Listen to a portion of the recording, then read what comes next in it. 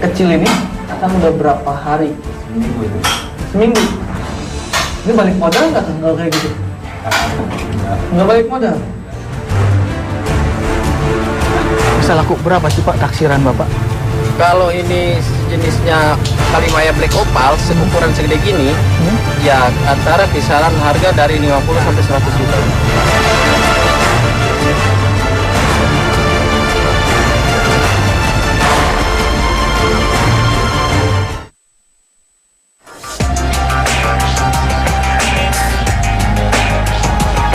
Batu mulia atau permata sudah setahun belakangan naik pamor. Kilau dan beragam warna batuan alam ini sudah membius para pria untuk memburunya. Perputaran uang di Pasar Batu Mulia Jatinegara, Jakarta Timur tak kurang dari 1 miliar sehari. Ini jugalah yang membuat pasar rawa bening ini disebut-sebut terbesar se-Asia Tenggara. Beragam batu ada di sini, dari yang sintetis hingga batu asli bentukan perut bumi. Harganya pun mulai dari puluhan ribu hingga selangit. Permata dari dalam negeri, Australia, Meksiko, Thailand, hingga benua Afrika tumpah ruah di tempat ini. Dari sekian banyak jenis, ada satu yang menjadi idola, yaitu Kalimaya. Lewat namanya saja, sudah jelas asalnya dari Indonesia. Terletak di cincin api dunia, pulau-pulau di Indonesia menjadi sumber berbagai macam mineral berharga. Namun, belum semua batu mulia di Indonesia terdata. Bahkan sampai sekarang, Indonesia belum terpetakan pada peta batu mulia dunia. Salah satu wilayah istimewa yang menghasilkan batu opal adalah Banten. Batu gemerlap ini terkenal dengan sebutan Opal Kalimaya Banten. Kelebihannya terletak pada sisik di dalam batu yang berbentuk pelangi. Kilau cahaya dari dalam batu memukau siapa saja yang melihatnya.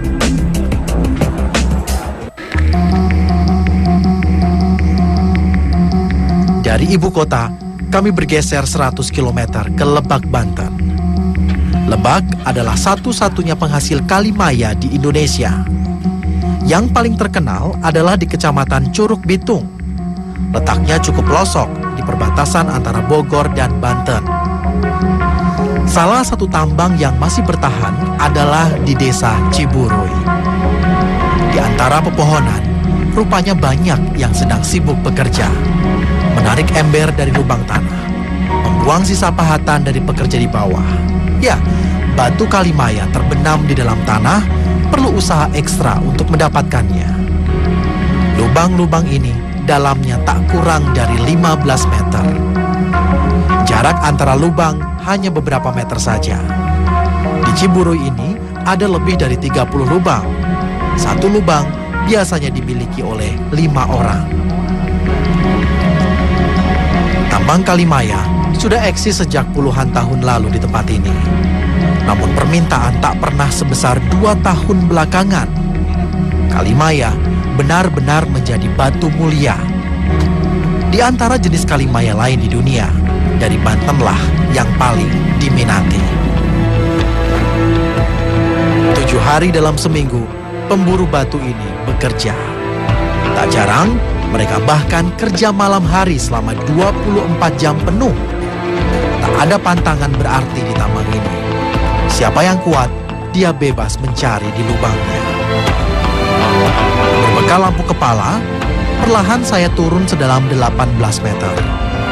Belum apa-apa, lubang sempit dan gelap ini sudah membuat saya cukup sesak. Padahal, saya bahkan belum sampai ke bawah. Selain harus mengira-ira di mana Kalimaya berada, penambang juga harus menghindari titik air. Untuk membuat lubang sedalam belasan meter, penambang harus mengeluarkan modal belasan juta rupiah dan waktu mengerjakannya yang cukup lama.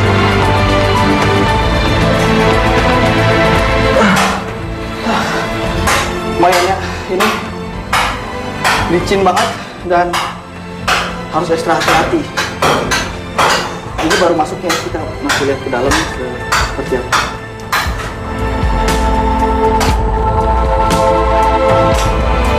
Begitu sampai di dalam lubang, Gelap dan dingin langsung terasa. Di kedalaman bumi, beberapa orang sedang sibuk mencari makan. Suasana remang tak jadi soal. Mereka hanya memahat dan terus memahat, berharap menemukan sebongkah kalimaya. Udara di dalam lubang lembab dan pengap. Lebar ruangan hanya 2 meter saja. Dan yang paling menyusahkan adalah tinggi ruangan dalam lubang yang sangat pendek. Kami harus merunduk saat bekerja. Tak hanya mandi keringat dalam lubang yang pengap, mereka juga harus basah-basahan karena seringkali ada mata air yang keluar dari celah batuan. Pekerja kelompok pertama akan duduk 4-6 jam lamanya.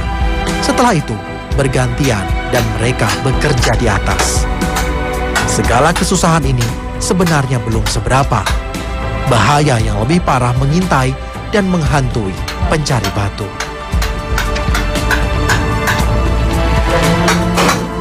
Biasa. Kalau buat saya nih ya, di sini tuh bukan cuma susah karena badan gerak terbatas dan juga harus mengangkat batu seperti ini.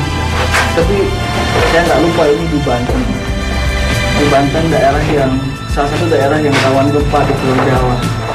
Dan saya di dalam seperti ini, itu yang bikin saya deg-degan dari pertama kali masuk tadi. Ya, Banten berada dalam garis merah bencana di Indonesia, yang artinya berpotensi gempa besar atau megatars. Sepanjang perairan barat Pulau Sumatera, selatan Selat Sunda, hingga Laut Jawa memiliki sumber gempa besar berkekuatan di atas 8 skala Richter. Provinsi Banten juga menjadi wilayah yang dilalui 2 lempeng, Eurasia dan Indo-Australia, yang bisa sangat berbahaya jika terjadi pergerakan. Ironis melihat pekerjaan yang begitu bertaruh nyawa. Tempat bekerja yang jauh dari kata nyaman, dan lebih parah lagi juga jauh dari kata aman. Keterbatasan pendidikan dan lapangan kerja di Banten membuat mereka harus menutup mata dengan segala bahaya. Udah hampir 15 tahunan. 15 tahunan ini. Karena dari kecil saya ikut orang tua. Udah ikut? Dari SD ada rasa takut. Ya, paling kalau dia teman kecelakaan ya kita libur dulu, bekerja dulu, apa kerjanya, cari kerjaan lain dulu. Sebagian penambang tempat ini lulusan sekolah dasar. Menjadi buruh di Jakarta atau pedagang asongan seringkali jadi pilihan. Bagi mereka yang enggan merantau, tambang kalimaya menjadi pilihan. Walau susah payah, setidaknya pekerjaan mereka masih dekat rumah.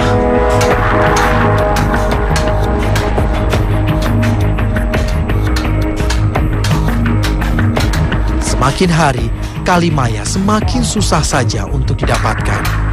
Jangan harap dapat bongkahan, karena yang ada mereka hanya dapat seukuran kerikil kecil.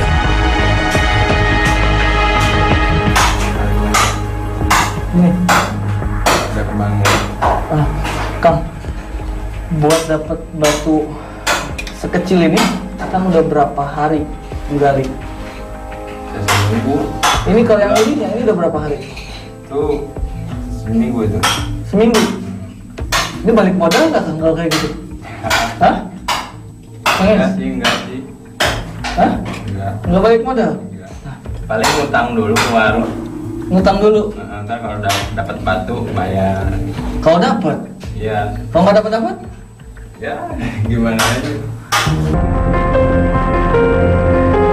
Hasil sebuku jari kali ini sudah benar-benar rezeki.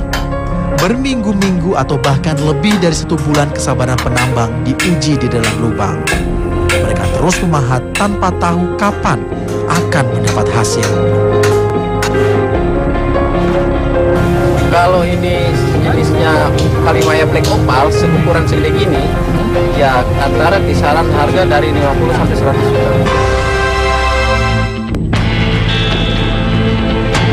Setelah 3 jam di dalam lubang, akhirnya saya bisa naik ke permukaan. Sisa tenaga membuat saya begitu lambat menaiki tangga. Setelah mendapat bahan kalimaya, penambang langsung menjualnya ke pengepul. Sistem berjualan di lokasi hanyalah sistem kepercayaan. Penambang dan pengepul sudah tahu betul kualitas batu dan pasaran harganya. Batu yang cukup banyak masih akan dipilih lagi mana yang bernilai jual tinggi. Semakin langkanya kalimaya di dalam tanah berimbas pada penghasilan penambang yang terus menurun. Di Banten pun tak semua lokasi ada kalimaya. Bisa laku berapa sih Pak taksiran Bapak? Kalau ini sejenisnya kalimaya black opal seukuran segede gini, ya antara kisaran harga dari 50 sampai 100 juta. Sebesar ini? Iya. Ada yang mau beli Pak? Ya asal ada batunya aja Pak. Ada yang mau beli? Ya banyak sih Pak. Dalam fosil kayu sempur ini juga biasa disebut black opal yang jadi jenis termahal kalimaya. Namun tak mudah melihat keberadaan kilau kalimaya di batu ini. Untuk menemukannya diperlukan kejelian dan kehati-hatian saat mengolah. Harus mereka yang benar-benar terlatih yang membelah bahan kalimaya. Tak seperti permata yang lain, kalimaya juga terkenal sebagai batu yang mudah rapuh. Jika salah memotong, bisa-bisa tak terlihat bagian yang berkilau.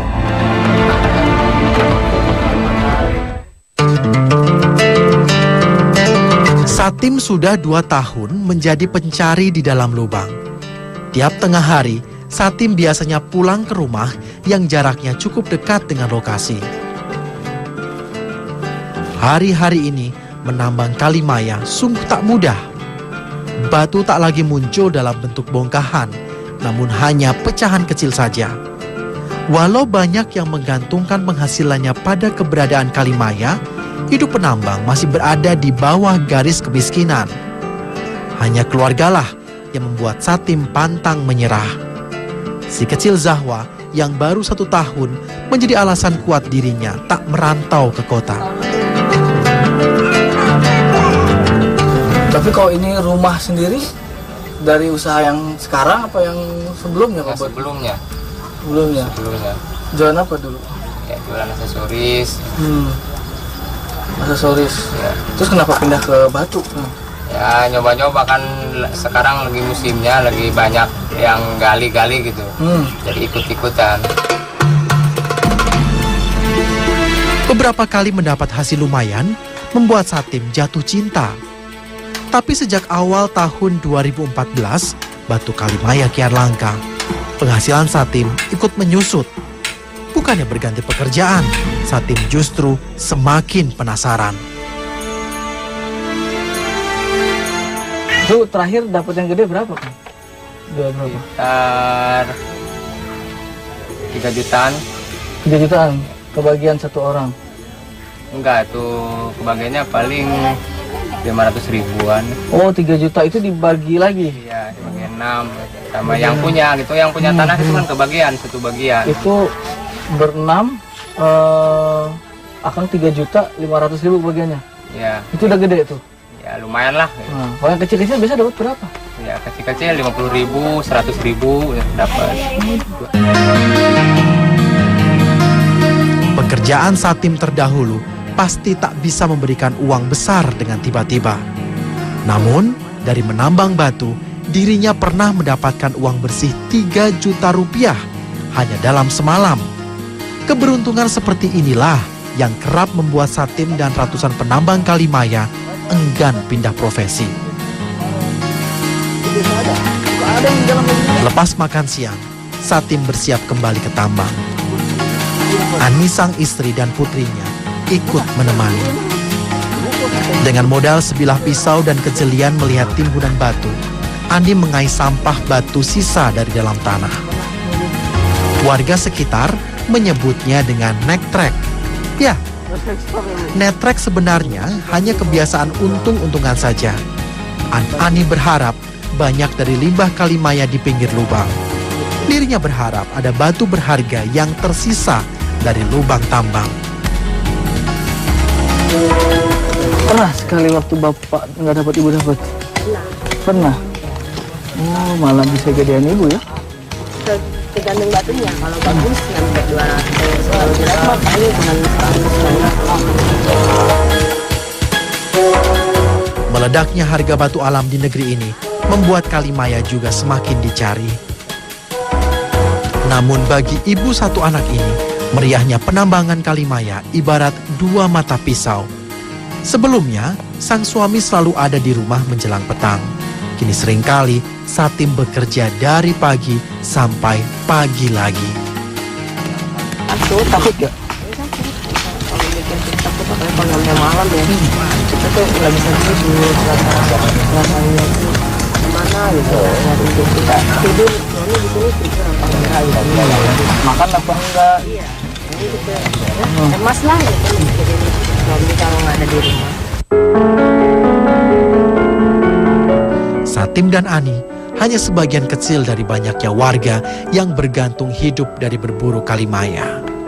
Masih ada ratusan orang lagi yang juga mengisi perut dari beberapa lokasi tambang yang tersebar di tempat ini.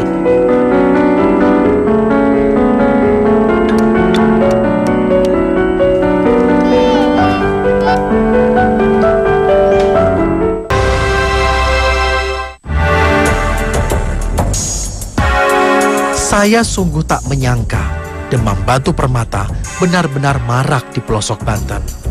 Tak hanya mencari di dalam lubang, warga yang naik trek pun memenuhi tiap sudut gunungan batu. Padahal yang mereka cari hanya dari limbah. Sebilah pisau jadi satu-satunya alat yang mereka bawa. Para penaik trek, sebutan bagi mereka yang mengais limbah Kalimaya, biasanya sanggup jongkok lebih dari 1 jam di salah satu gunungan batu. Mereka begitu kusyuk memilah limbah, berharap ada yang berharga di dalamnya. Ya Mas ya, jadi tukang naik trek seperti ini sebenarnya modalnya cuma 2, rajin sama beruntung. Karena bukan tak mungkin yang naik trek di atas ini yang dari sampah di bawah itu penghasilannya lebih besar dari mereka yang menambang di bawah. Ada yang satu hari bisa sampai 1 juta lebih, itu dari sampah ini. Ada ini yang nggak dipakai Pak ya? Perputaran uang di lokasi tambang Kalimaya di Ciburui juga cukup mencengangkan. Terlebih saat hari Sabtu dan Minggu. Tak kurang dari 100 juta rupiah transaksi di lokasi tambang saja. Keindahan batu Kalimaya bisa membius siapa saja yang datang ke lokasi ini. Penaik trek biasanya menjual kepada pengepul perorangan yang ada di lokasi tambang. Keberadaan mereka cukup mudah dibedakan. Pengepul atau juragan biasanya menggunakan tas kecil dan tidak membawa pisau untuk menghancurkan kerikil. Mereka menerima hasil pencarian penaik trek dengan harga berbeda-beda. Semuanya tergantung tawar-menawar. Bukan hanya laki-laki dan perempuan dewasa saja yang ada di lokasi ini. Bahkan saya menemukan penaik trek yang masih usia sekolah. Gaung Kalimaya rupanya sudah membuat anak-anak ini ikut mencari kemilaunya. Nah, kalau Elva sama Pipit tahu itu batunya Kalimaya, tahu batu apalagi yang itu? Batu sempur. Itu taunya dari mana? Dari kakak. Dari kakak. Kalau Elva? Dari bapak. Bapak nyari batu juga. Iya. Dagang. Ngolah batunya. Terik matahari dan pegalnya kaki saat jongkok terlalu lama sudah sangat akrab dengan kedua bocah. Demi rupiah yang cukup banyak bagi mereka, remaja ini rela melakukannya. Mereka sadar tak bisa terus-menerus meminta uang pada orang tua. Itu dijual berapa? Kalau ada kembangnya paling 30 ke atas. 30.000 ke atas? Ya. Kalau nggak ada kembangnya paling 10.000. 10.000. Kalau Pipit? Jangan lagi dulu, dikumpulin aja. Ntar udah banyak baru dijual. Oh, disimpan dulu, udah banyak baru dijual. Itu sehari bisa 10.000, 30.000. Itu duitnya dikemanain? Dikasih sama orang tua. Dikasih? Oh, dikasih ke orang tua? Oh, ada yang tabungin. Batu permata Kalimaya tak hanya menyimpan cerita kemilaunya, namun batu Kalimaya juga mengungkap kisah banyaknya orang yang bergantung pada harga batu mulia ini. Ada penambang yang rela bertaruh nyawa mencari batu di dalam tanah siang dan malam. Ada mereka yang berharap keberuntungan mengais limbah. Bahkan ada anak-anak yang rela kehilangan waktu bermain mereka demi si batu Kalimaya.